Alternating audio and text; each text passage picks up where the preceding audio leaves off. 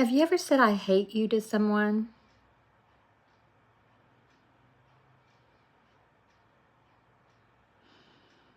And was it a big deal? How did you feel about it? Or is it something you can say that doesn't really have any attachment to you? It's just words.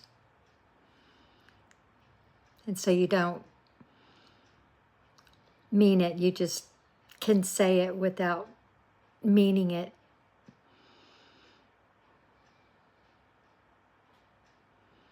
That's interesting. I was at the park today, jogging around and feeling nature and letting go. And in my head, out of the blue, you know, your thoughts, they go by and you're letting them just go by. And this thought went through my head, you know, so-and-so hates you. And I don't even remember the name, and I didn't even know the name. And I quickly responded back in my mind, like a mini scenario for some reason. I immediately responded, and so what does that have to do with me? And then, of course, there went the pondering. I had to ponder that the whole time I was there. It was like, where did... in one way, when I was pondering it, I was thinking of the people that might say that. The few people that might say that.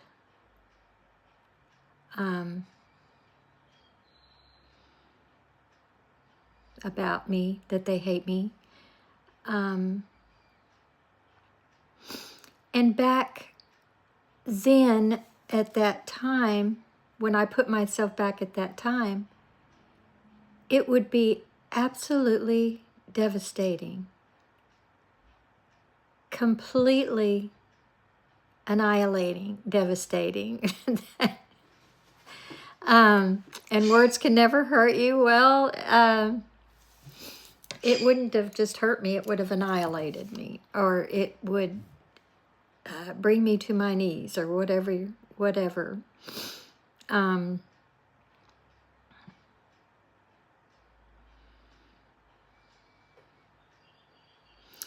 So I was happy because I was thinking of the way I responded to that was not at all heartless. Not at all. It was an honest question. It's a compassionate question because you care about, or I care about the person that has hate in their heart. I think that's sad. But, and what does that have to do with me? That was like a response I have never and wouldn't ever think I would make. So I'm coming along. I thought that was pretty good. But then I had to contemplate more on the hate thing.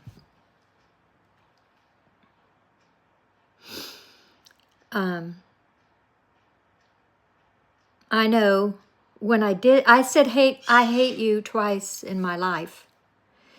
And one time I didn't mean it, but I was devastated, and the person that said it to me first, I loved deeply.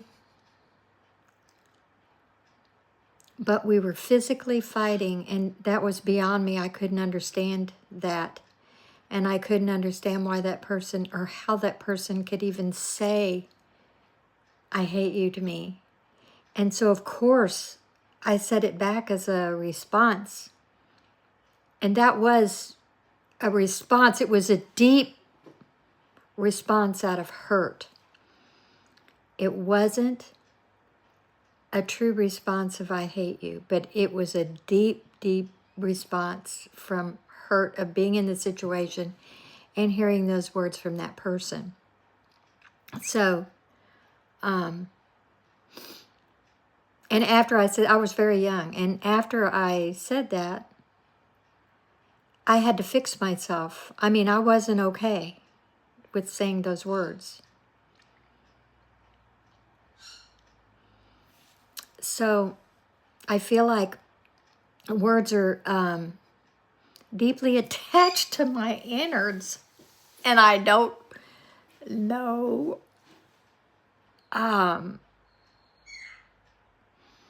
they're the expression of, you know, that feeling that comes from your inside out, and you try to tie them as much as you can to express that connection and that feeling. And so that's, I would think that's my finite programming from any traumas that I would have, that connection with words, being or meaning so much. But then again, that was a dramatic jump to I hate you to someone that you love. So it's something that twists you a bit. And to get through that, I had to deepen my understanding about that person and how they could say that to me. So that was how I got through that, because once I understand how much I must have, you hurt people without even knowing it. Well, you do know it, but because if you both exist in a trauma, then you know you're hurting each other. There are times, though, when you don't even know it. But in this case, I think we both knew we were hurting each other, because I was a kid. I didn't know how to not be affected, and they were irritated with me and didn't know how to deal with that. So that was something, by knowing that person, I could see how that happened, and that helped my heart heal and the love restored deeply from understanding all of that. And then the second time I said, I hate you, it took me years. That relationship ended, and it took me years to figure out what that was all about. Why that person was so mean to me. So I couldn't get it. I could not understand. And I couldn't live that way either. So I tried to escape many times, and then I did. And that wasn't easy. But I was confused. I was so confused. Because I still, that's how you know, I know how you can love,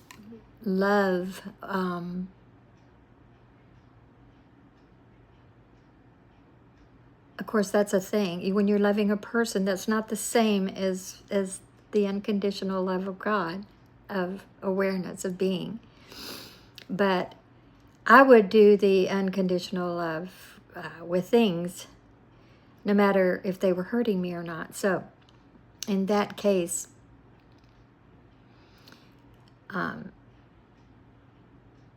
it was having to get out of the situation first and then figuring it out. So, because it hurt a lot of people. And I didn't know that I was the cause on that person. And it was simply, from what I can understand, is the words, I don't know, would deeply upset that person, because it would, and I just didn't have a sense of myself. And so if someone would ask me a question, I would say, I don't know. I don't know. I don't know. I'm not sure. I don't know. I'm not sure.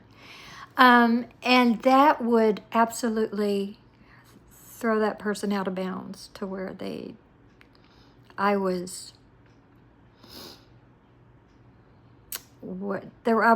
was something wrong with me to that person, and that was intolerable, completely intolerable. So that's, it's interesting to look.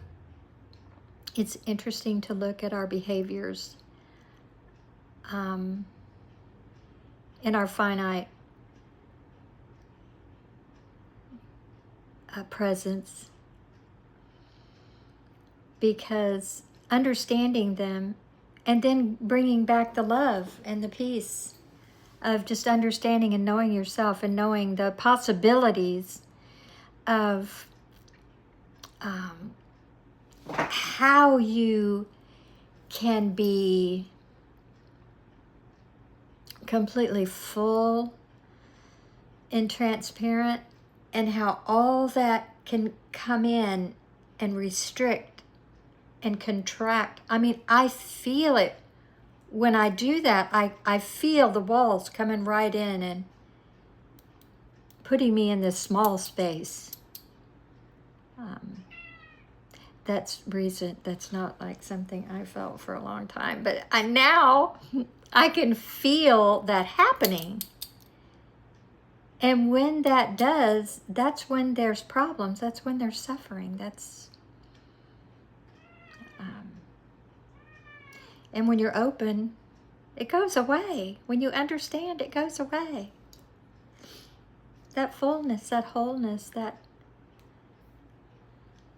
transparency of seeing so widely, so infinitely, so openly, and then whoop, collapsing to the skinny space. It's collapsing to the skinny space where all of a sudden now you're irritated. You're irritated about something and you want to take a look at it and put it under the microscope. Sometimes we don't do it at the time that it's happening, and it takes years to figure things out that you didn't figure out at the time. But I figured that out some time ago. So I think that the park today, when that question came up and I gave that answer, it was liberating to me in a silly sort of way, but it just was. So I thought I'd share that.